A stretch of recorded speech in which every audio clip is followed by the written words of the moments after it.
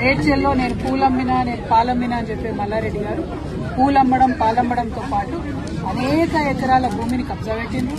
2 road విస్తరణ ఏదైతే జరగాలో జరగకుండా అడ్డుపడతా ఉన్నారు. వారి కాలేజీలు వారి యూనివర్సిటీలు తప్పితే ప్రజలేం బాగుపడ్డారని చూస్తే మాత్రం దారుణమైన పరిస్థితి.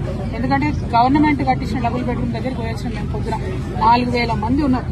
4,000 మందికి 2-3 బస్సులు కూడా లేని పరిస్థితి. మరి మినిస్టర్ గా ఉండి లేబర్ మినిస్టర్ గా ఉండి కనీస మానవ హక్కుల కోసం ఆలోచించాల్సింది, అది చేయలేదు. ఇప్పుడు జవహర్ నగర్ మొత్తం ఏరియా అంతా చూస్తున్నాం.